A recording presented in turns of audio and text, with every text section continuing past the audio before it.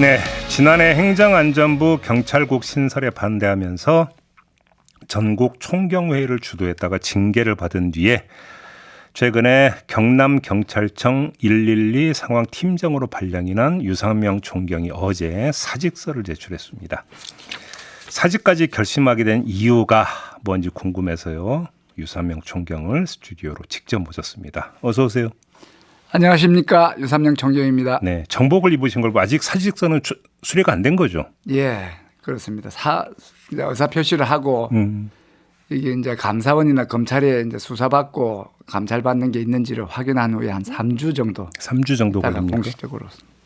그러면 지금 어제 기자회견 한 사직서를 제출한 순간부터 그 사직서가 수리되는 동안은 그럼 어떻게 계시게 되는 겁니까? 그래서 원칙적으로는 근무를 해야 됩니다. 그렇지만 저는 휴가를 활용을 해서 못 가니까 경남경찰청 상황팀에 충원을 하셔도 좋다. 저렇게 말씀드렸습니다. 그래요. 지난해 7월에 저희하고 인터뷰를 하신 적이 있어요. 예. 총경회의 때문에. 그때 옳은 일을 하는데 이익을 따지지 마라. 결리사의. 이런 어떤 그 표현을 인용을 하면서 말씀을 하신 바가 있었는데 혹시 그때 상황이 여기까지 사직서를 제출한 이런 일까지 발생할 수 있다고 혹시 예감하셨었습니까? 못했습니다. 저는 그 당시에 그런 말을 했을 때는 저는 파면과 해임을 생각했던 사람이었고 제가 이제 이렇게 자발적으로 사표를 낼 수 있을 정도까지 그보다 더한 걸 생각을 했기 때문에 오늘 이건 사실 영광스러운 자리라고 생각합니다. 지금 그 말씀은 그러면 지난주에 났던 인사에서 지금 그 총경님 인사 발령 받았던 112 상황팀장이라는 자리가 원래 경정급이 맞는 자리라면서요. 맞습니다. 그러면 그 지난해 어떤 총경회에 대한 보복, 2차 보복이라고 혹시 보시는 겁니까? 그렇게 확신을 합니다. 그렇게 보는 거고 더 이상 그러면 그 정직 징계가 1차가 있었잖아요. 네. 그때는 받아들였는데 네. 이렇게까지 하는 건 못 받아들이겠다 이런 취지로 이해하면 될까요? 예, 그렇습니다. 모욕적이다 이렇게 받아들이십니까? 예, 참을 수 없는 모욕이다. 차라리 파면을 하든지 뭐 이렇게 예. 이런 말씀이시고. 맞습니다. 윤익은 경찰청장 총경급 인사는 윤익은 경찰청장이 하는 거죠. 맞습니다. 그럼 윤익은 청장이 직접 이 인사안을 짜고 결정했다고 생각하십니까? 그렇게 생각 안 합니다. 그럼 누가요? 이 인사가 이번에도 늦어졌고 지난번 2월에 보복 인사가 1차가 있지 않습니까? 그때도 인사가 늦어졌을 때 소문이 청장이 이제 정권을 행사를 하는데 네. 외압이 개입을 해서 이게 조율을 하는데 시간이 걸렸고 결국에는 그게 이제 상상도 못할 보복 인사로 이어졌기 때문에 네. 이번에도 똑같습니다. 이번에도 2주 전에 이미 인사를 하겠다고 청장이 공개적으로 이야기를 했습니다. 그런데 1주 늦어지는 그 상황은 네. 외압과 이제 이렇게 힘겨루기를 하다가 또 이제 수해를 만나서 더 이제 2주간 이제 연기가 된 상황이죠. 자, 그러면 그 2주가 연기가 됐는데 예. 거기 물론 수해라는 상황도 있지만 예. 또 한 가지는 이상민 행정안전부 장관의 복귀라고 하는 어떤 그 이벤트도 있었습니다. 혹시 이것도 영향을 미쳤다라고 보시는 겁니까? 영향이 있었을 수는 있지만 저는 보복 인사의 이제 배후가 장관이라고 생각하지는 않습니다. 혹시 경찰국입니까? 아닙니다. 경찰국은 장관 휘하기 때문에 오히려 그럼 더 위입니까? 그렇습니다. 그렇게 보시는 겁니까? 예. 더 위라고 하면 시선 둘 건 한 곳밖에 없는 거죠. 예, 그렇습니다. 거기입니까? 예. 그렇게 보시는 이유가 청장의 의사를 강하게 제압을 해야 됩니다. 청장은 이런 보복 인사를 하는 게 조직 내에서 신망을 떨어뜨리기 때문에 자기로서는 정말 피하고 싶은 겁니다. 그래서 네. 지난 2월 1차 보복에서도 일주일간의 힘겨루기가 있었고 이번에도 똑같은 상황이 있었는데 그런 청장의 의사를 제압할 수 있는 데는 경찰국 수준은 아닌 거죠. 한 곳밖에 없다. 예. 어딘지는 굳이 뭐 얘기 안 해도 네. 다 알겠죠. 우리 정자 여러분들이 아실 거라고 생각을 하는데 물론 이건 추정입니다. 예. 맞습니다. 이건 추정이라는 점을 좀 말씀드리고 근데 지난주에 있었던 인사에서 이른바 보복성 전보 발령을 받은 사람이 총경님만은 아니잖아요. 예. 그때 그 회의에 참석했던 여러 명도 보복성 인사를 받은 게 맞습니까? 답니다. 전부 다. 전부 다입니까? 그런데 1차에서 보복을 할 수 없는 사람들이 있었습니다. 저처럼 징계를 집행 중이기 때문에 인사 발령을 못 내기 때문에 못 냈고 예. 그다음에 교육이라든지 여러 가지 이유로 형식적인 이유로 네. 보복 인사를 할 수 없던 사람을 예. 이번에 다 끄집어내서 보복을 전면한 거죠. 그러면 총장님의 지금 그 추정의 토대를 두면 윤익은 현 경찰청장은 자신의 권한도 제대로 행사를 하지 못하는 이런 존재라고 해석을 해야 될 수밖에 없는 건데요. 안타까운 일이죠. 이런 해석에 동의하시는 겁니까? 네.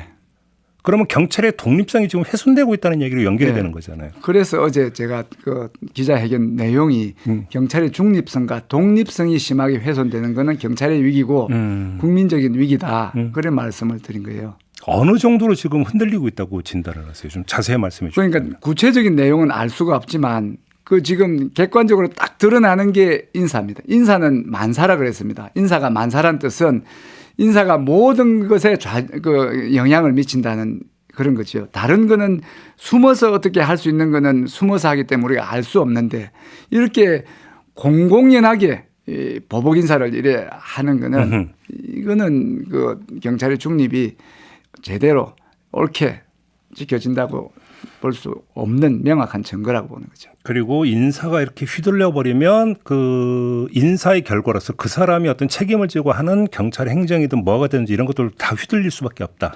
연쇄적으로. 맞습니다. 인사가 공무원 사회나 아니면 특히 경찰같이 계급이 있는 사회 인사는 네. 모든 것입니다.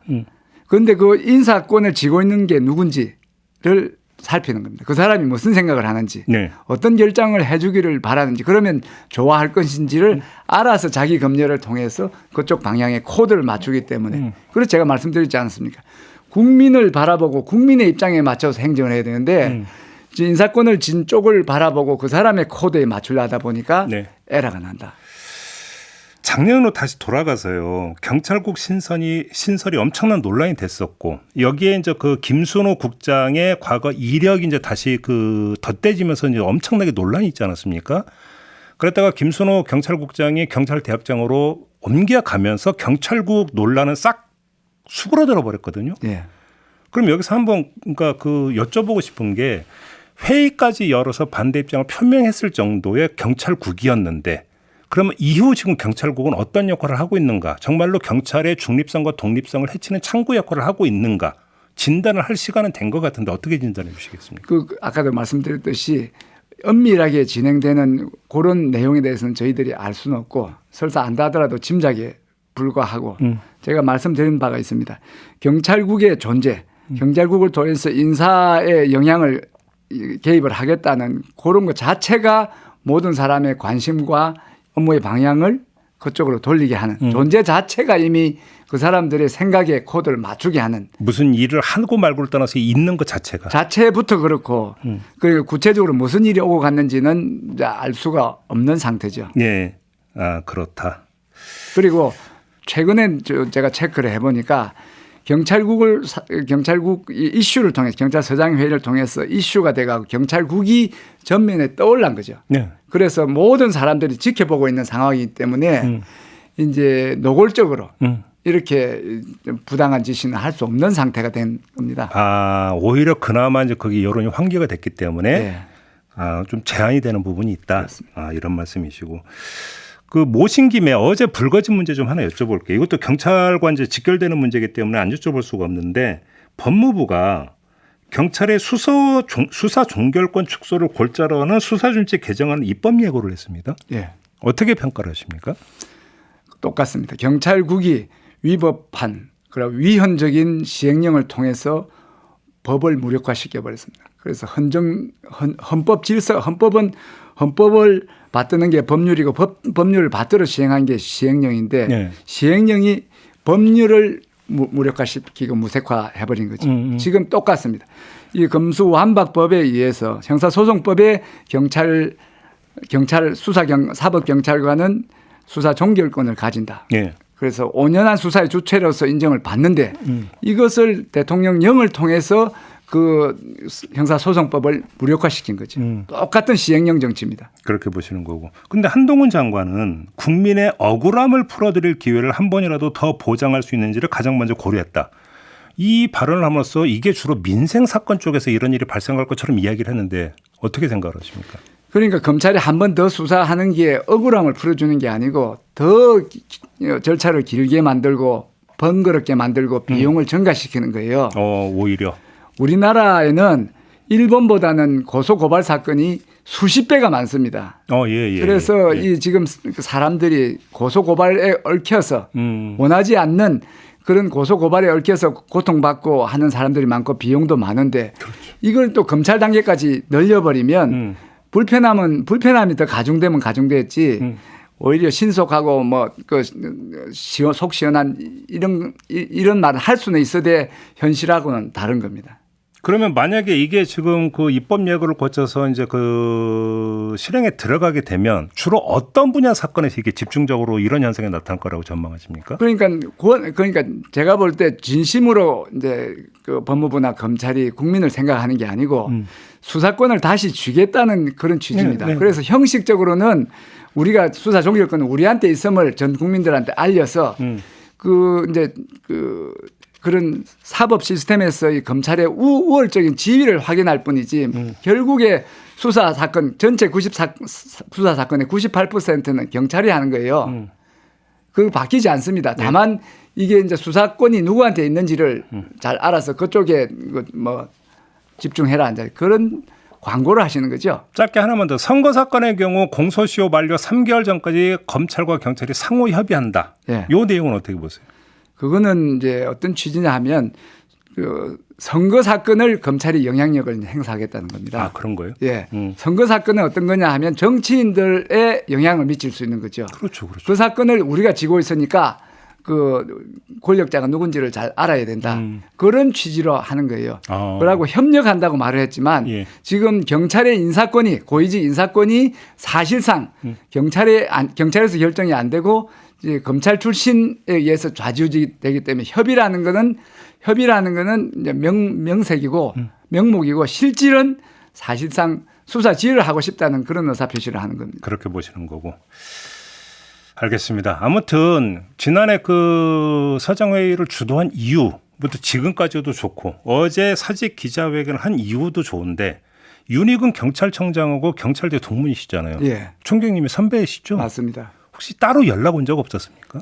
연락은 딱 한 번 했습니다. 그쪽에서 연락이 왔습니다. 네. 그때 14만 경찰 회의를 한다 해서 후보자 신분이 위태로울 때 그때 전화가 와서 그 지금 상황이 그런데 선배님 좀 도와주십시오.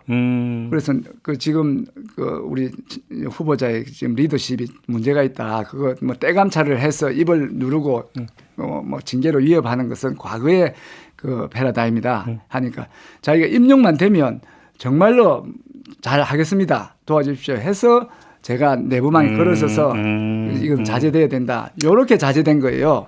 그런데 결과는 이 인사로 나온 겁니까? 그렇습니다. 참. 앞으로 그러면 만약에 사직서가 수리가 되면 이후 활동 계획은 어떻게 되시는 겁니까? 그 언론에서도 말씀드렸는데 제가 지금 책을 쓰고 있는데 이 책에서 구체적으로 지금 경찰서장회 경찰국 문제, 경찰의 여러 가지 재반 문제에 대해서 상세하게 이렇게 하고 또 기회가 되면 유튜브 지금 준비하고 있는데 밖에 나가서도 우리 경찰을 사랑하는 마음을 표현을 하는 방법을 찾겠습니다. 미래의 경쟁자를 모셨군요, 저희가.